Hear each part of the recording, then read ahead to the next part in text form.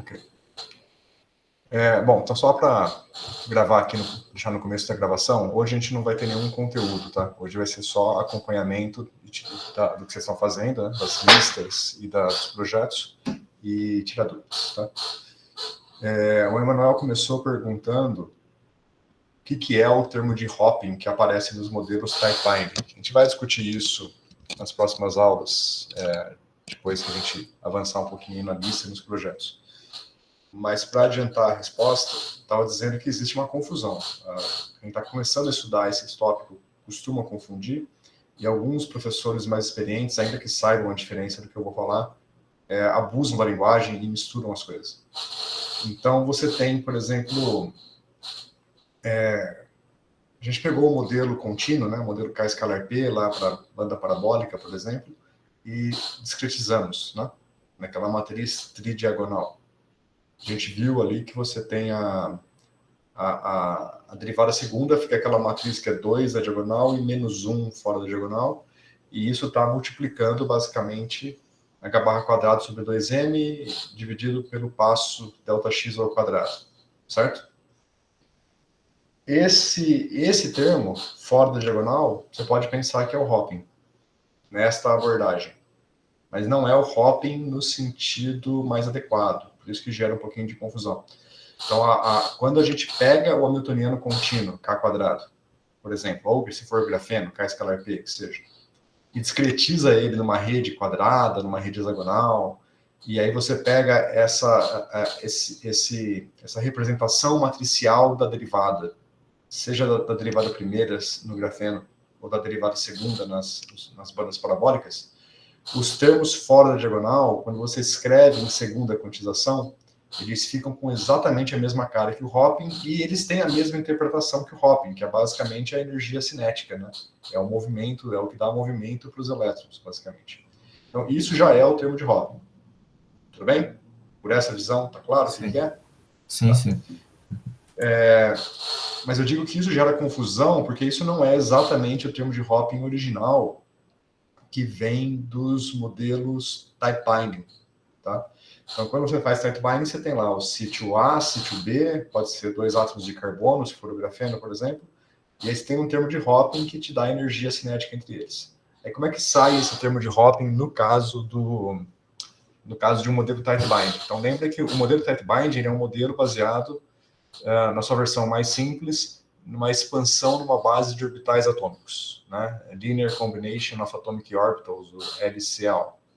Depois você tem uma segunda versão do type binding em termos das funções de Wannier maximamente localizadas, que, né, tem algumas vantagens e algumas desvantagens. Mas o type binding original é o LCO, né? E nesse caso, o que você tem é, em cada sítio, por exemplo, no carbono, falando de grafeno que é mais simples, você tem 2 orbitais PZ, um orbital PZ num sítio, um orbital PZ no outro sítio. Okay? E o termo de hopping vai ser basicamente o termo da energia cinética que conecta esses dois caras. Então, é o elemento de matriz da energia cinética conectando esses dois caras. Você vai ter a sua função de onda, vai ser um orbital PZ, no Bra, no CAT vai ser um orbital PZ centrado no sítio 1, o Bra vai ser um orbital PZ centrado no outro sítio. E você vai calcular o elemento de matriz do hamiltoniano ao longo desses sítios. Então, você vai ter aí... Você tem duas fontes de contribuição para um elemento de matriz não diagonal, que conecta sítios, que seria o caso do hopping. Você tem o próprio potencial da rede, que os seus orbitais PZ não são autoestados, né? Então, o potencial da rede vai ter um elemento de matriz entre esse Bra e CAT, e a energia cinética vai ter um elemento de matriz entre esse Bra e CAT. Sacou? E isso vai te dar origem ao hopping. Então, se você quiser calcular ele na unha, tem que calcular esses elementos de matriz dos orbitais S, P, D, mas tem que ser os orbitais S, P, D do átomo que você está trabalhando. Então, muda um pouquinho as características de um átomo para o átomo. Entendi. Claro? É que eu tava... Sim, sim. Tipo assim, nesses programas, eu acho que foi o PyBide mesmo que eu tava vendo, que você entra com um valor lá pro termo de hopping, né? E se você pegar um valor muito grande, acho que você pode pegar muitos vizinhos ali. Então, Ficaria ruim a Exato. bagunça. É porque você... Estou procurando um paper aqui para ver se eu consigo mostrar de uma forma mais clara. Deixa eu ver aqui. Pegar a versão archive, senão vou ter que logar no CAPS para achar. Então, no dia a dia, quando você vai fazer modelos, não é comum você ficar calculando esses elementos de matriz que eu falei, orbital P, tarará. Não costuma se fazer essa conta. Essa é a origem do termo, mas a gente não costuma fazer.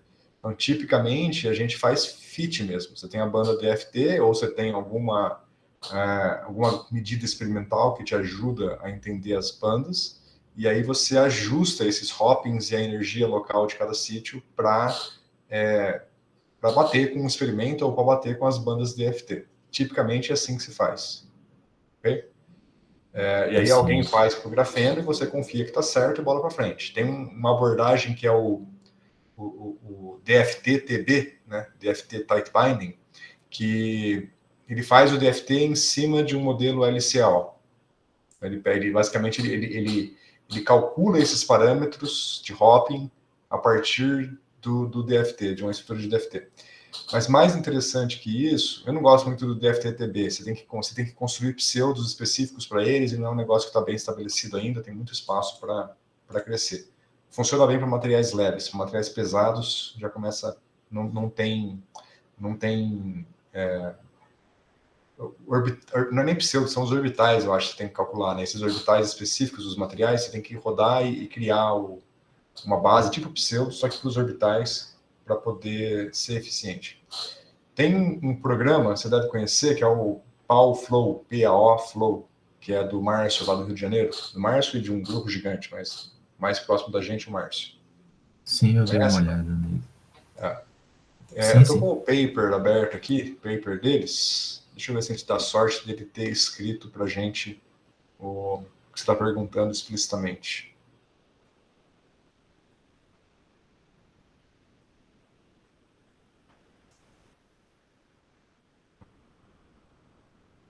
Então, meio que no fundo vai ser o que o DFT mais U faz, né? Que o DFT mais U, a gente ajusta o termo U lá baseado, por exemplo, em algum parâmetro experimental, né?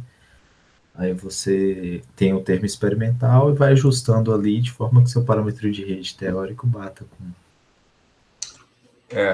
Mais ou menos. Só acabar aqui de passar pelo paper, eu acho que no paper ele não escreveu do jeito que a gente gostaria, não escreveu em termos do hopping. Ele escreveu em termos de outros elementos de matriz que eventualmente vão dar origem ao hopping, mas não está... Você quer mesmo, não está escrito por explícito aqui, não. É um pouquinho diferente. De fato, é um fit no mesmo sentido que você ajusta o U.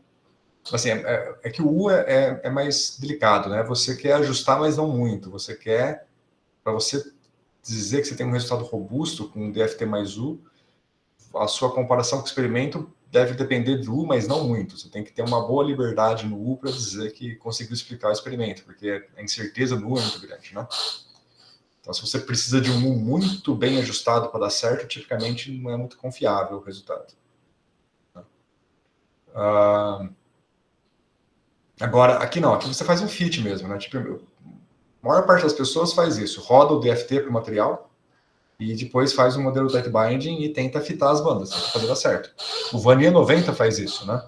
O Vania 90 faz isso, mas em vez de usar a base LCAO, ele usa uma base de funções de Vania maximamente localizadas. São basicamente orbitais localizados, mas não são os orbitais atômicos. São orbitais que já levam em conta um pouco da simetria e as ligações químicas do material, basicamente. São orbitais otimizados para aquele cristal. Tá? Os autoestados do cristal são ondas planas. Então, para você trabalhar com uma base localizada, você tem que fazer uma transformação. E é isso que o Vanier faz na prática. Ele procura qual é a função localizada e ortogonal, né? Ele preserva a ortogonalidade da base e tenta encontrar isso. Eu não tinha planejado falar de funções maximamente localizadas de Vanier no curso, mas eu posso dar uma olhada. Talvez seja interessante colocar. Tem alguns livros que falam razoavelmente detalhado como é que funciona.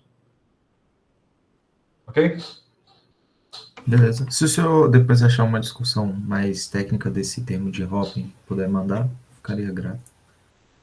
Eu acho que no Ashcraft Mermin deve ter. Na parte de Mas aqui LCAO. é o ajuste que eu falo Isso aí tem não, um paper que fala do fit. Então, todo mundo faz, é meio. Bom, o paper do Vanilla 90, né? O paper do Vanilla 90 deve ser mais razoável. Vou dar uma olhada. Mas é algo que todo mundo faz, não tem muito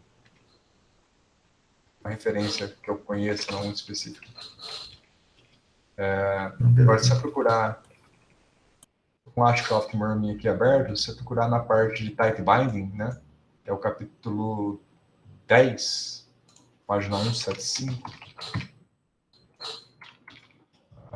Deixa eu ver se tem aqui alguma coisa.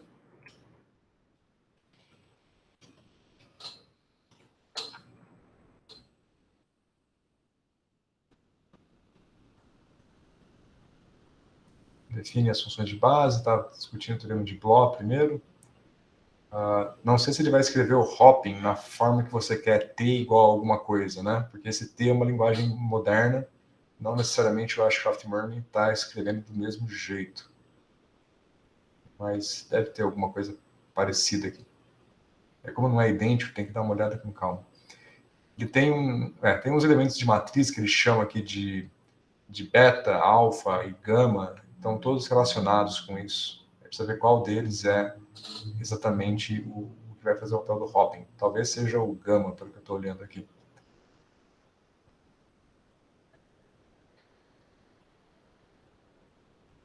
Ele não vai escrever T igual. Acho que eu nunca, não sei se eu cheguei a ver algum livro escrever T igual papapá, mas faz muito tempo que eu estudei isso e isso foi mudando com o tempo a terminologia, né? Se encontrar alguma coisa, me manda também, tá? Tem os livros de DFT mais modernos, de repente tem alguma coisa mais, uma anotação mais moderna, pode ser interessante. E eu vou ver os outros livros que eu costumo olhar, se algum deles tem alguma coisa que possa esclarecer isso, tá? Beleza. Fora essa dúvida, gente, mais alguma? O que vocês têm de dúvidas tanto da lista quanto dos projetos? Como é que está indo? Dá um update e vamos discutindo ao longo da aula.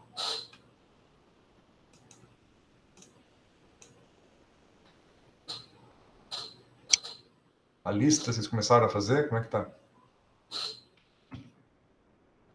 Tinha aberto ela aqui. Deixa só eu abrir aqui. Faz pouco tempo que eu mandei, né? Quando que eu mandei? Mandei segunda-feira? Isso. E aí, já olharam? Como é que tá? Eu comecei a dar uma brincada no Splitting Operator, né? Eu queria tirar uma dúvida com o senhor, deixa eu só abrir aqui, peraí. Enquanto você abre, eu estava vendo o livro do Isaac Wang, né? Lá no livro tem as duas coisas, tem o split step e tem a expansão em Chebyshev. Interessante que no livro do Isaac Wang, vocês perceberam que o split step dele tem 4 transformadas de Fourier.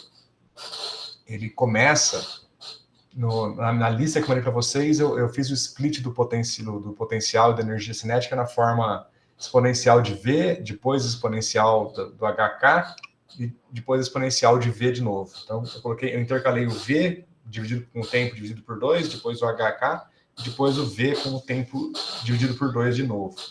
Quando você coloca nesta forma, você garante... vocês estão vendo aí que a gente fica com 2 transformadas de Fourier, uma direta e uma inversa.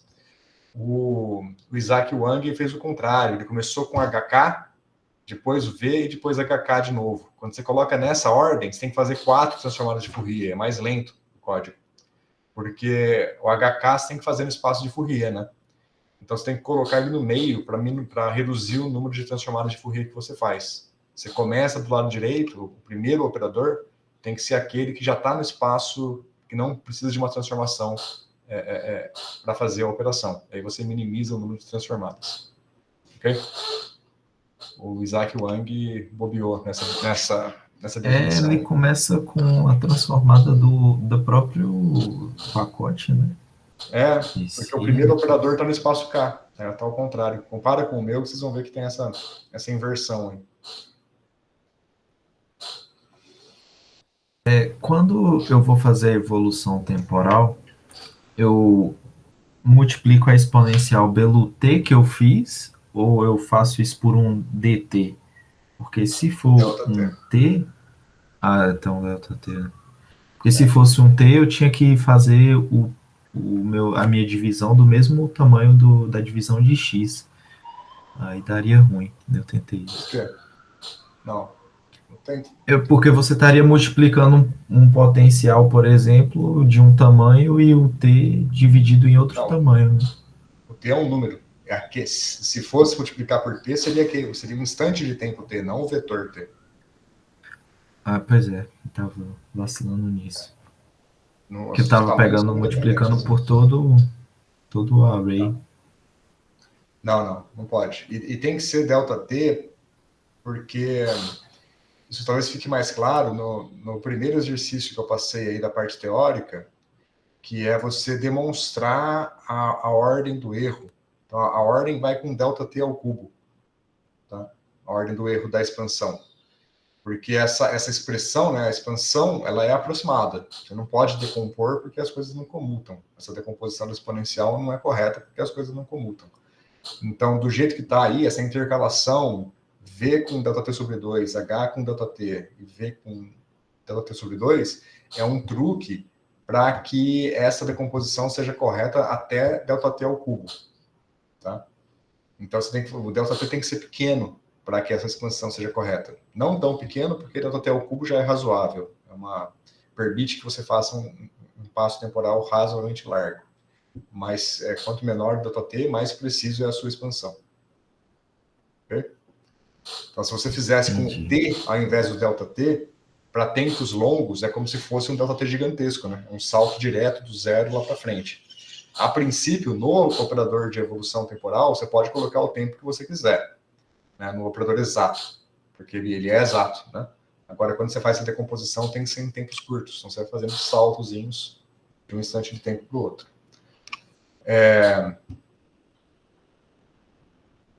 Tá claro? Tudo bem? Aqui? Sim, beleza. Isso é... Deixa eu compartilhar a tela para poder apontar para as equações. Porque isso remete a uma outra coisa que eu acho que eu não falei na aula sobre Chebyshev.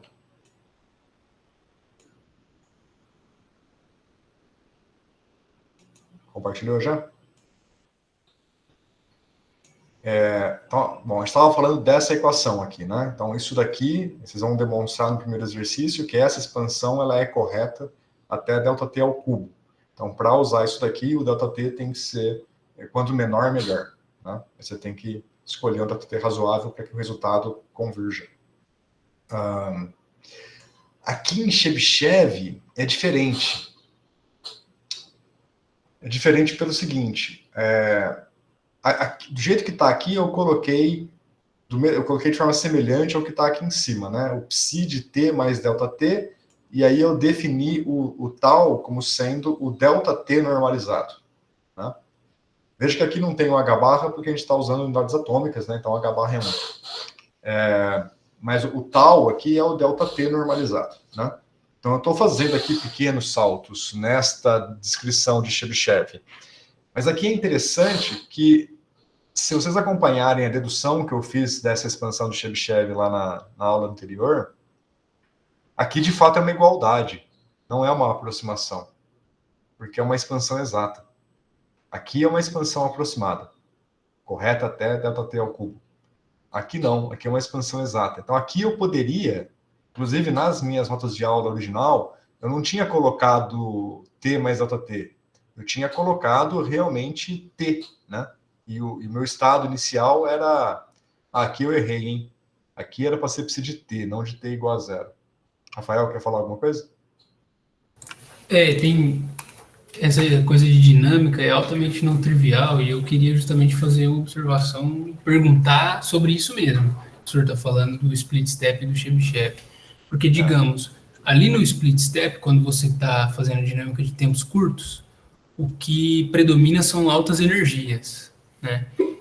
Então, o que você vai ver ali, digamos, você faz um passozinho de T mais delta T. E Não, aí, já não concordo depois com de... o que predomina é altas energias, por quê? Depende de Não, porque quem o você está delta T é atuando, você tem uma pequeno. função. Não, sim, Você mas o está delta T é atuando isso numa pequeno. função de Você onda. vai O ter um All-Star vai espectro... selecionar. Sim, mas Completo. você tem um espectro ali de, por exemplo, V diagonal, H diagonal, certo? O delta T é pequeno. Os autovalores muito pequenos disso são basicamente zero. Então eu não vou ver o efeito deles. É isso que eu tô falando, né? Vai, se você não vê o efeito dele, você não faz a simulação? Não, isso não. Você tem o espectro completo aqui.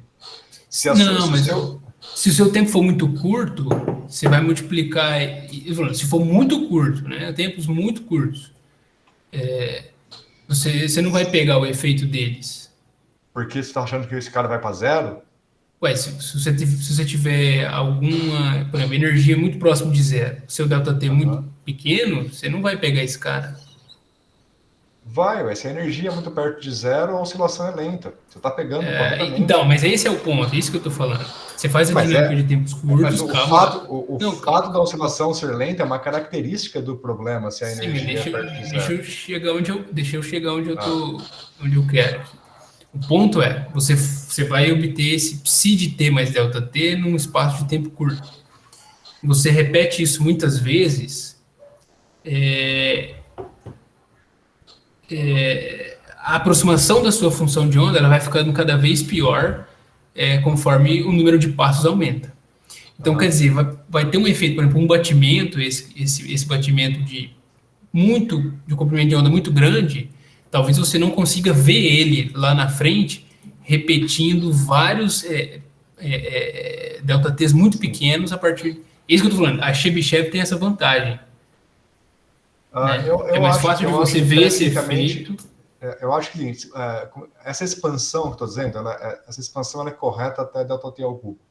A evolução temporal, se você faz a evolução por vários instantes de tempo, você está basicamente integrando isso daqui e você ganha um ΔT. Então, a expansão, a evolução completa ela é correta até ΔT quadrado. Você perde um ΔT nessa evolução. Isso significa o seguinte, se você tirou um resultado que não convergiu, se você rodar com um ΔT menor, você vai conseguir convergir. Tá? Desde que você não perca... Estou ignorando aqui questões de precisão numérica. Tá? Claro que isso constitui tal que você não perdeu precisão numérica.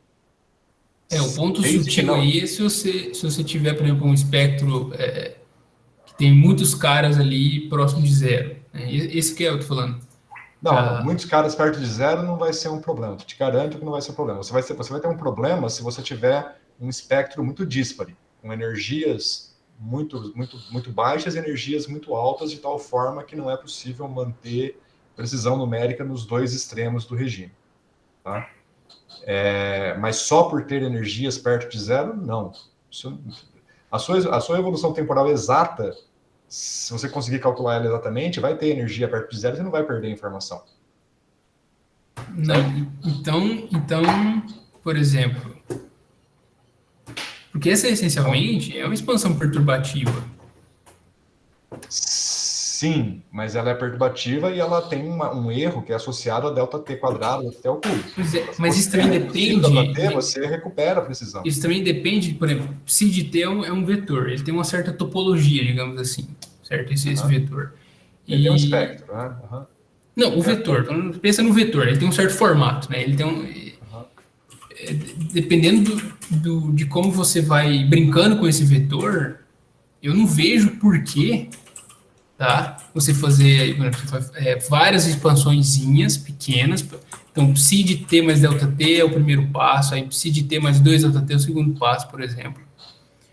Não é óbvio para mim que você vai pegar toda a física de tempos longos fazendo isso, por exemplo, que seria de baixas energias. Não é óbvio para mim, sim. Isso que eu estou falando. A resposta basicamente você pega a física de tempos longos com precisão de ΔT quadrado. Se o seu ΔT for muito grande, você perde precisão. Para você pegar tempos muito longos, você precisa de um ΔT muito pequeno.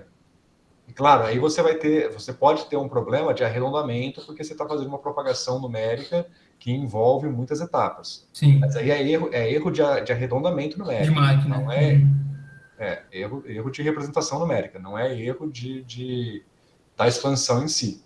A expansão ela te garante precisão com ΔT². A questão agora, se você implementar isso daqui com um ponto flutuante de precisão dupla, depois de um certo número de operações, você vai perder precisão. Agora, se você implementar isso daqui com precisão quádrupla ou com precisão arbitrária, aí você consegue ir mais longe. Então, na minha opinião, até onde o que eu entendo é só uma questão de precisão numérica. Tendo precisão numérica e podendo fazer um ΔT super pequeno, você consegue fazer tempos longos. Tá? Aí vem uma segunda questão, que mas eu consigo manter a precisão numérica? Veja que não é uma questão fundamental da expansão. É uma questão secundária. Sim. Não, eu entendo. A precisão numérica. Eu apreciei isso. Estou falando que, assim, a Chebyshev de cara, né? Você tem, em princípio, ali... Né, mas você também vantagem. tem... Bom, vamos lá. Vamos para o Chebyshev. Aqui acho que tá claro o que você está querendo dizer. O que eu estou dizendo que muda aqui em Chebyshev, deixa eu abrir o arquivo original, porque eu vou fazer uma correção aqui, qualquer coisa eu já mando a correção para vocês também. Eu digo assim, fundamentalmente a Chebyshev não é uma aproximação, é uma expansão completa. Aquele ali, o split step é uma aproximação de cara, né? Deixa eu só fazer um negócio, eu vou tirar esse t igual a 0 daqui, porque não era para ser t igual a 0, aqui é t, tá? Depois eu mando corrigido isso aqui, porque eu bobiei mesmo. Vou deixar aberto aqui mesmo. Isso, então, o que o Rafael está dizendo é que esta expansão aqui ela é uma expansão exata. Então, de novo, só para recapitular aqui, do jeito que eu escrevi, eu fiz a expansão para fazer evolução de t para t mais ΔT. Mas eu poderia ter feito a expansão de 0 para t, qualquer. Tá claro isso? Eu preciso escrever, não. Vocês entendem o que eu estou dizendo, né? Esquece o ΔT aqui. Esquece o ΔT, pensa que é t, pensa que aqui não é ΔT, aqui é t também, e aqui só esse cara aqui que muda para 0 mesmo. Então eu posso fazer o salto direto para qualquer instante de tempo. Tecnicamente eu posso, Rafael. Agora, eu quero fazer isso? Eu diria que não. Sabe por quê? Pelo seguinte, lembra que eu discuti na aula passada a questão da convergência da série? Claro, se eu puder somar se eu quiser somar até infinito, eu bola para frente, soma até infinito. Sim, não entendo. Não vou somar até infinito. A série, ela converge para n muito maior do que tal. Certo? Onde tal aqui é o ΔT e na outra abordagem seria o t. Né? Então veja que se eu faço um ΔT pequeno, sei lá, quão pequeno, como isso aqui é uma série exata, não pode, esse ΔT pode ser muito maior do que o ΔT do split step, mas vamos pensar que é um ΔT pequeno. Vamos dizer que esse ΔT é tal que o tal vale 5. Né? Então, no caso do ΔT, o tal vale 5. Então, quer dizer que se eu somar 10 termos, 15 termos, já está convergido a série. Basta eu somar n um pouco acima de tal, que eu já vou obter a convergência.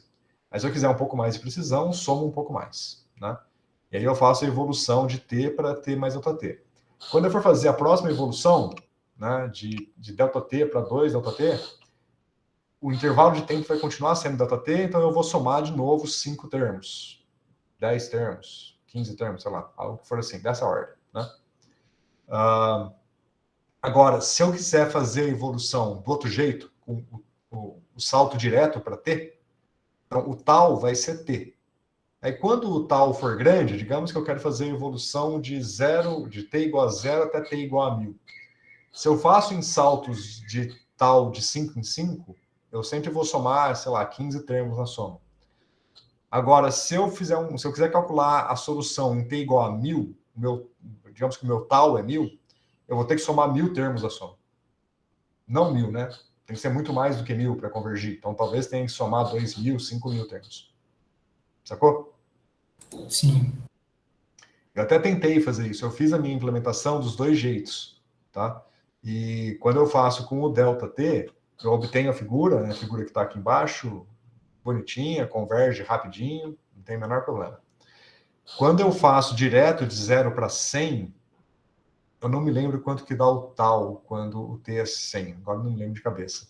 Mas eu consigo reproduzir, eu somei assim, somei com muitos polinômios de Chebyshev, somei, sei lá, acho que eu fui até uns 150, 200 na somatória, eu consegui reproduzir esse trechinho aqui, ó, só o comecinho.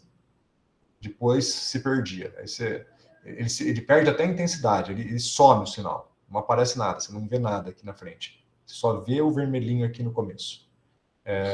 Você está totalmente errado. Né? Tem que somar muito, muito longe. Então, ainda que a expansão seja exata, é melhor trabalhar em saltos de tempo pequenos para que a soma não seja muito grande. Tá? Mas, de fato, é uma expansão exata. Então, esse passo aqui é arbitrário. A precisão ela vai ser dada pela sua truncagem. No livro do Isaac Wang, pelo que eu me lembro, ele não fala do erro da expansão. Né? Bom, a expansão é exata, mas o erro da truncagem. Isso que eu queria ter encontrado, eu não encontrei. Não sei se vocês procuraram alguma coisa sobre isso. Chegaram a procurar? Não. Deixa eu abrir o Isaac Wang aqui. Não. Eu não vi aqui, mas eu passei meio rápido. Vou olhar de novo aqui. Chebyshev. Aqui ele colocou essa fase que eu não tinha colocado e eu acho que não é relevante, mas talvez seja bom colocar essa fase, tá? Ela vem da renormalização do Hamiltoniano. Eu queria pensar um pouco se precisa pôr essa fase aqui. Do jeito que eu deduzi, não apareceu, mas eu fiquei um pouco na dúvida depois. O resto é basicamente igual ao que eu apresentei.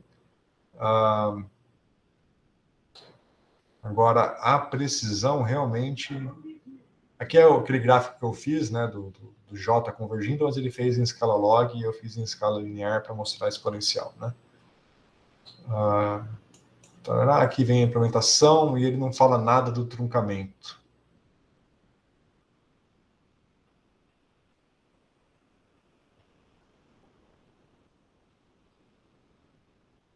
Não. Eu queria analisar um pouco, eu queria conseguir analisar um pouco essa truncagem aqui, mas eu acho que realmente deve ser um trabalho bem elaborado, estabelecer qual é o erro do truncamento. Talvez o truque seja usar aquela expressão assintótica para as funções de Bessel.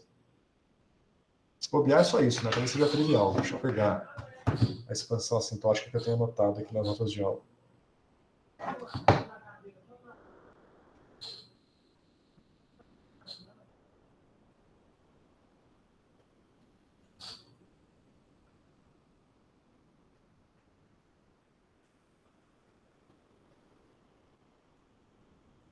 Ó, a expansão assintótica ela vai com 1 sobre n fatorial, tal sobre 2 elevado a n. Tal sobre 2 elevado a n. Eu acho que seria isso, né? Provavelmente seria isso. Se você truncar a série em ordem n, a sua precisão é tal elevado a n. O seu erro é tal elevado a n. Então, enquanto aqui... acho que é isso, é trivial, né? Deve ser isso. Para n maior que tal, né? Para n muito maior do que tal, dá para dizer isso. Enquanto aqui é ΔT ao cubo, aqui é ΔT a n, desde que n seja maior do que tal, bem maior do que tal. Então, se você truncar em 10, a sua precisão é ΔT a décima. Olha só que maravilha. Uma precisão gigantesca, né? Sacaram? Mas aí é o delta tal, né? Aí não é o delta T, de fato, né? Não, é ΔT. Só aparece a norma ao quadrado aqui. A norma n. Vai ser norma n ΔT a n. É o tal a n. Mas essa norma aí, ela pode ser arbitrariamente grande, né? Aquela discussão que a gente tem. Claro, mas o pré-fator, na análise do erro, a gente ignora o pré-fator. É só uma questão de... Se o seu erro vai com ΔT a décima, isso significa que se você dividir por 10 o ΔT, ou dividir por 2 o ΔT, a sua precisão cresce com 2 a décima. Né? Sim. Por isso que a gente não olha para o pré-fator, a gente olha para a evolução. No ΔT ao cubo aqui do Split Operator, você divide o tempo divide o passo temporal por 2, você ganha um fator 10, né? 2 ao cubo de precisão. Aqui você divide o tempo por 2, você ganha um fator 2 a n. Se esse n for grande, você pode ganhar um fator, divide por 2 o tempo, ganha um fator 1000 na precisão, se o n for 10. Sacou? Essa é a comparação. A gente não olha para o pré-fator, a gente olha para a escala da variação do tempo. Claro? Agora, o que você falou do H, da norma, de fato vai aparecer a norma elevada a n.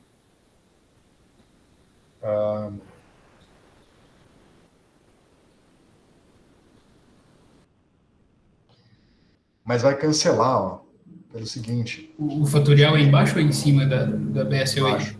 Embaixo. Embaixo, né? Sempre. Então. O fatorial em cima, você ferra qualquer código. Então aí o fatorial ajuda, né? Bastante. Não. Porque o fatorial também tem no Split Operator. Tá. Não, cancela aqui, ó, porque você vai ter o tempo, o H elevado a N, o módulo de H elevado a N. E o H renormalizado ali, né? O H aqui, ó, porque você está atuando sempre H em psi, então tem o mesmo H aqui, e você vai atuar N vezes, então vai aparecer um módulo de H elevado a N que vai cancelar com esse cara aqui, então não entra. Não. Então é só ΔT mesmo. Só ΔT elevado a N. Ok? Beleza. Tem um erro de digitação aqui que eu vou aproveitar e corrigir também. Certo. Eu vou mandar esse arquivo depois para vocês, só por causa dessa correçãozinha aqui, para vocês terem guardado com a versão correta, tá? Depois eu mando. Mais alguma dúvida, gente?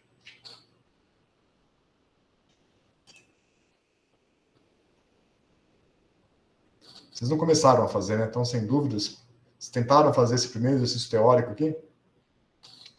Esse exercício aqui, ó, eu fiz, os alunos da graduação no semestre passado fizeram, então vocês estão na pós, vão fazer também, tá? Não quero preguiça de fazer, não. Dá umas 2 páginas de conta, mas vocês já fizeram provas de 40 páginas aí que eu sei. Então, 2 páginas de conta é coisa fácil. É só comutador. Chamar a atenção aqui que vocês têm que lembrar que as coisas não comutam, né? Então, na hora de fazer essa expansão, vocês sabem fazer a expansão? Estão percebendo onde está a dificuldade aqui?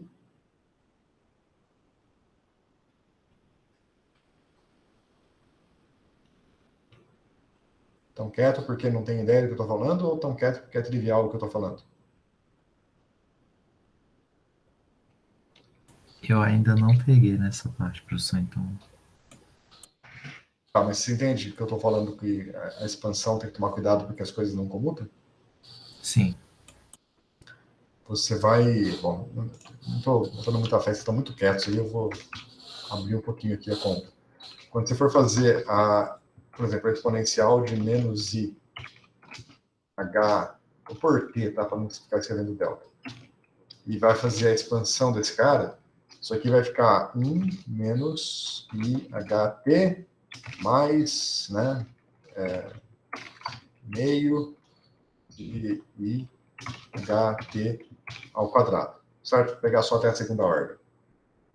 Aqui eu pedi para vocês irem até ordem 3, né? Nós vamos pegar só até a segunda ordem. Agora, este cara aqui, o H é HK mais V, né? Então, o termo, vamos fazer aqui, ordem por ordem. O termo de ordem 0, claro, é só o 1. O termo de ordem 2 é menos I HKT menos I VT, certo? Vou colocar uns parênteses aqui para deixar claro. Assim, ó. Eu quero que vocês tomem muito cuidado no próximo termo. O próximo termo é meio de IHT quadrado. Vamos pôr esse I para fora, fica menos aqui. Vamos pôr esse T quadrado para fora, fica T quadrado aqui. Este cara agora vai dar meio. Como é que eu vou fazer essa expansão do H? Esse H vai ser HK mais V ao quadrado, T quadrado. Sacaram que aqui tem que tomar cuidado ao abrir esse quadrado? Como é que fica esse quadrado?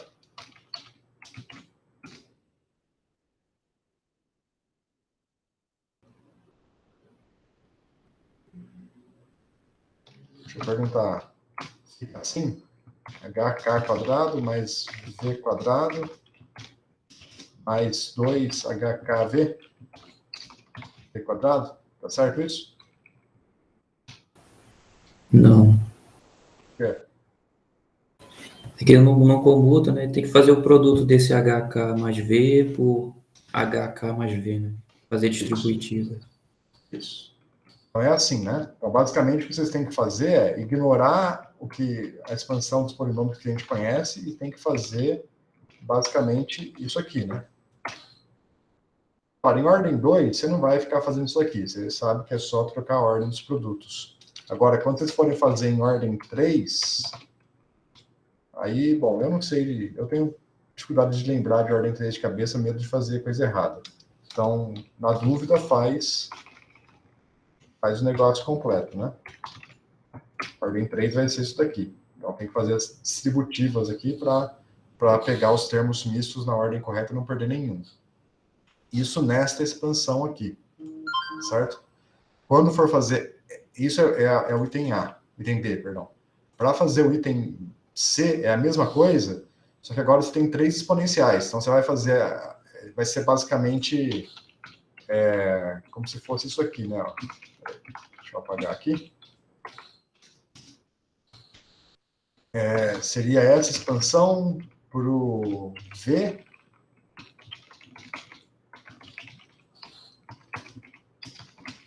E aí aqui a expansão para o HK. Certo? Veja, vai ter um bando de termos. Essa, a primeira conta é rápida. Quase acabou ela, faltou só o termo de ordem cúbica. Agora, essa daqui é termo pra caramba. E o truque que vocês podem fazer para não ficar perdendo muito tempo é lembrar que a gente quer ir só até até o cubo, né? Então, você vai ter aqui, por exemplo, VT quadrado vezes HT quadrado vai dar T a quarta. Esse você nem precisa escrever, porque vai dar maior do que o que a gente quer, pode jogar fora. Qualquer coisa que aparece T a quarta, você despreza porque é menor do que o que a gente está interessado. Agora, todo o resto tem que carregar aqui. Então, tem um bando de termo aqui que tem que ser carregado para fazer corretamente e tem que tomar cuidado de não trocar a ordem dos termos. Então, esta conta aqui que é um pouco longa. E aí, quando você comparar o resultado dessa conta com o resultado dessa, você vai ver a diferença entre esses dois resultados é o erro do split operator. Ok? Vocês vão ver basicamente que os termos de ordem quadrada, todos eles cancelam, e é o termo de ordem cúbica que vai dar diferente entre os dois métodos, entre as duas expansões. Tudo bem? Beleza. Aqui tem, essa conta está feita na Wikipedia. Isso aqui é um exercício do próprio Isaac Wang. Os dois, tá? Os dois são exercícios do Isaac Wang. Mas essa aqui eu coloquei assim porque a conta está feita aqui na Wikipedia. Então vocês vão só acompanharem a conta para ir mais rápido. E, bom, é isso.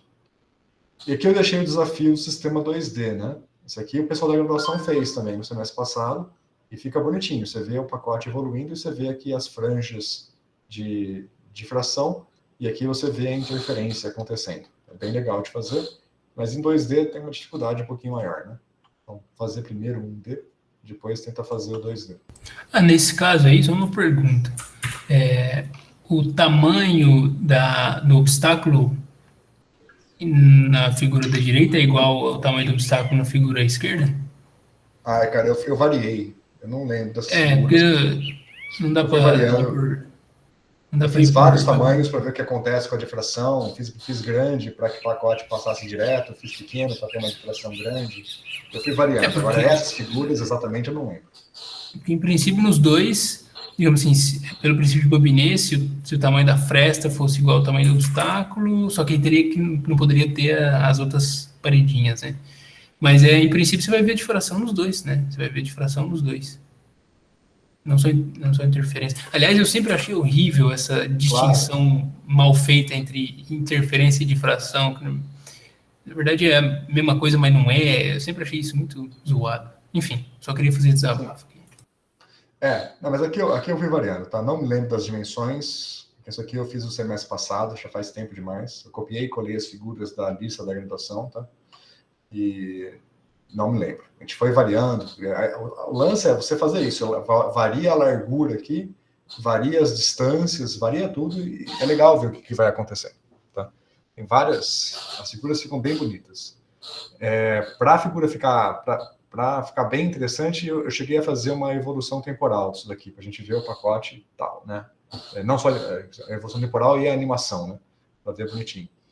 O pessoal da graduação estava um pouquinho, foi final do curso isso daqui, eles estavam com um pouco de pressa, nem todo mundo fez a animação, você pode pegar, por exemplo, você vai ter uma velocidade inicial desse pacote, você pode fazer a simulação até um instante de tempo em que o pacote estaria aqui, né? Então pega essa distância, divide pela velocidade, você tem o tempo o pacote sair daqui e chegar aqui.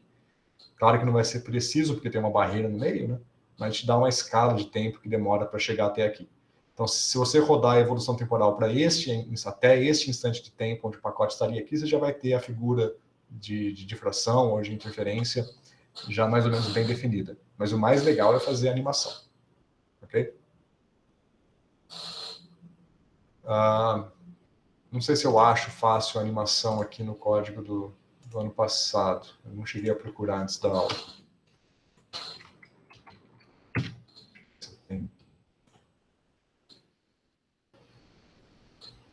Se tiverem mais alguma dúvida, gente, dos projetos, inclusive, pode ir perguntando. Só vou procurar aqui se eu tenho essa figura.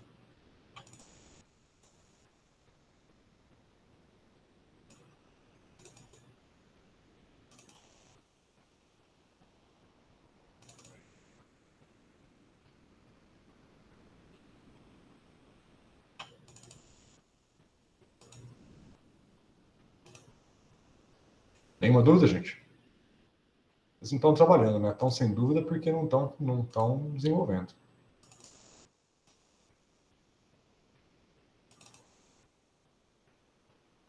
Não é esse vídeo, não.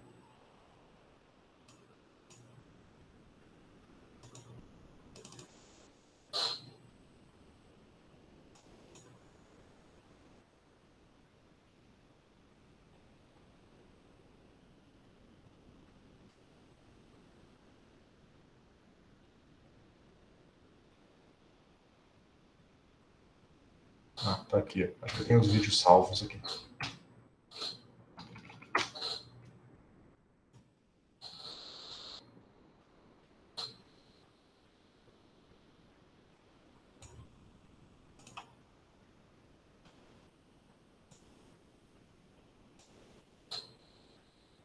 Olha lá. Esse aqui é para uma fenda simples. Essa fenda ela tá grossinha, né? Então você vê que o pacote ele passa, você não vê franjas, né? Ele só passa pela fenda e depois difunde. Na reflexão você vê franjas, vê que você tem o pacote que transmitiu e o pacote que refletiu. Acabou aparecendo franjas na reflexão, mas na transmissão não apareceu. Mas isso é porque esse caso deve ter rodado para uma fenda mais larga. E aqui é o double slit, vamos ver. Aí você vê a interferência. Sacaram? E, bom, E a reflexão, vocês só podem olhar para esse gráfico até o pacote chegar por aqui, né? Porque depois esse aqui, por causa da condição periódica de contorno, ele sai daqui e volta para lá. Então esse pacote que estava aqui, a continuação dele é esse aqui. Ó. Então essas fendas que aparecem aqui são a interferência. Ok? Tem um outro aqui, mas acho que é o mesmo que esse. Acho que esse é o mesmo que esse. Tem um outro aqui que eu não lembro o que é. Aqui é outra coisa.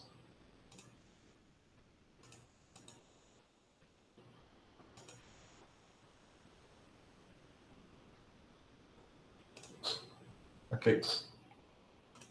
Bom, gente, se vocês não tiverem muitas dúvidas, eu vou encerrar mais cedo, porque a aula de hoje era mais para discutir e tirar dúvidas. Se vocês quiserem tirar Dúvida de mais alguma coisa, eu estou aqui até 11h30. E aí? Não, projeto não tem, né? A gente deu certo o negócio lá com FFT Shift pro potencial, aí agora a gente vai começar a plotar as bandas. Certo. Tem que escolher o caminho no espaço K, né? Bom, tá, mas vocês têm que ver se vocês estão construindo o hamiltoniano corretamente, né? Isso também é um pequeno desafio. Mas acho que não A é muito gente vai diferente. começar isso ainda. Tá, ok. E, Rafael, como é que tá o de vocês, Rafael e Bruno? Aí, estamos devagar. Ainda não mexemos essa semana, a gente vai mexer na sexta. Mas tá claro, né? Depois do que a gente discutiu lá, só sentar mesmo e rodar os números agora. Beleza. Bom, então, vocês não estão com dúvida, eu vou encerrar por aqui hoje. Aí na segunda-feira, tragam dúvidas, tá? Porque segunda-feira também não vou passar matéria, só para a gente tirar dúvidas e tentar avançar aí essa lista e o projeto. Ok? Fechou. Aí acho que na Só uma quinta... dúvida aqui, Ah, última. O senhor usou o Color Mesh para plotar aquelas figuras? Qual foi? qual delas? Qual figura você está O falando? que o senhor colocou na lista? A da Da barreira revolução simples. temporal? Essa Uhum. aqui? Não, aqui eu usei o IM Show. Tá. O P-Color Mesh também funciona, mas eu não gosto de usar ele. Eu evito ao máximo, porque ele é um pouco pesado. O IM Show é mais leve. A diferença é que o IM Show só é capaz de fazer um gráfico quadrado, retangular, né? Uma matriz. Você tem que passar uma matriz e ele plota a matriz, certo? O P-Color Mesh, ele é capaz de fazer um gráfico com formato arbitrário, tipo do potencial, né, que é o losango, porque você passa os valores, né, dos pontos e você passa os pontos também, né? No IM Show você não consegue passar a posição dos pontos, você só passa a matriz. Tá claro a diferença? Sim. Não sei se ficou bem explicado. Eu entendi. Entendeu? Então, assim, sempre que eu tenho uma matriz retangularzinha, quadradinha para plotar, IM Show. Quando é um negócio mais elaborado, aí eu tenho que ir para o P-Color Mesh, não tem jeito. Ok? Beleza. Outra diferença, só para registrar aqui, outra diferença é que o IM Show, quando ele plota a imagem, a parte colorida, ela é uma imagem PNG, enquanto que os números, as letras, os outros detalhes da imagem são vetoriais. Então, se você salva essa imagem como um arquivo SVG e abre no Adobe Illustrator ou no Inkscape, você consegue manipular os textos e as linhas, mas a imagem em si é uma imagem mesmo. Você não consegue manipular, PNG. Se você salva com o P-Color Mesh em SVG, aí tudo é vetorial. Inclusive, cada pontinho da imagem é um pontinho isolado, que você pode mover, isolar, cortar pedaços e tal. Isso faz com que o arquivo fique muito mais pesado. Por isso que eu, tipicamente, não gosto de trabalhar. Ok? Beleza. Bom, gente, é isso. Então, vamos fazer o seguinte. Na segunda-feira, deixa eu olhar meu calendário aqui para ver os planos que eu tinha feito. Na segunda-feira eu não vou passar matéria, vai ser só para a gente continuar. Ah, não, desculpa. Segunda-feira é recesso. Sabia que tinha alguma coisa no calendário que eu tinha que olhar. Segunda-feira não tem aula. É recesso porque terça é dia 12, né? 12 de outubro, feriado. Então, segunda-feira é recesso. Então, aí na quinta-feira a gente tem aula. Vamos ver. Eu queria dar um tempo para vocês fazerem as coisas, eu não queria passar matéria. Mas eu vou É uma ótima preparar ideia, alguma professor. coisa. Hã? É uma ótima ideia. Eu quero que vocês façam o projeto, cara. Certo? Eu quero que vocês gastem essa semana toda na lista do projeto e só. Então, acho que realmente, dia 14, quinta-feira que vem, eu não vou dar matéria, para vocês passarem aí a semana inteira trabalhando nessas coisas à vontade. Mas aí, no dia 18, que é a outra segunda-feira, eu volto da matéria, tá? Então, vai ser uma semana aí sem matéria. Depois eu volto. Aí eu vou... Bom, na sequência de coisas que eu quero dar no curso, eu estou escolhendo qual é a ordem que é mais adequada, duas coisas que a gente tem que falar é tight binding, né? E depois eu queria falar de funções de green recursivas, que são tópicos importantes para a gente. Aparentemente, não sei qual que vocês estão mais ansiosos para ver, tight binding ou função de green? Tight binding. Tight binding, né? Função de green. Então, sabia que ia ter conflito de interesse. Na minha sequência original, tá o tight binding, tá? A função de green estava um pouco mais para frente, mas eu estava pensando em dar uma alternada para a gente trabalhar. Mas eu acho que vale a pena começar pelo tight binding, hein, Rafael? Porque a gente pode usar o tight binding na função de green depois também. É verdade. Acho que é mais adequado. Acho que foi por isso que eu coloquei nessa ordem. Então, acho que eu vou seguir a ordem que eu coloquei aqui. Tight binding, depois a gente vai... Eu coloquei aqui propriedades de transporte pelo método da matriz de transferência, mas a gente pode fazer a mesma coisa pela função de green. Então, talvez seja mais interessante fazer essa sequência mesmo. Tight binding primeiro, e aí de cara a gente vai para funções de green recursivas. Eu vou passar um paper para vocês estudarem, tá? Tem mais de um paper sobre o assunto. E a gente vai discutindo na aula o desenvolvimento. Bom, gente, então é isso. Segunda-feira a gente volta de novo, só com dúvidas. Então tragam dúvidas segunda-feira, senão a gente não vai ter muito para discutir. Do projeto e da lista, por favor. Ok? Segunda não é recesso? Perdão, desculpa. Quinta-feira. Beleza. Ok? Até mais, gente. Até quinta, professor. Até quinta. Fico esperando meu presente das crianças aí. Um abraço. Tranquilo, falou.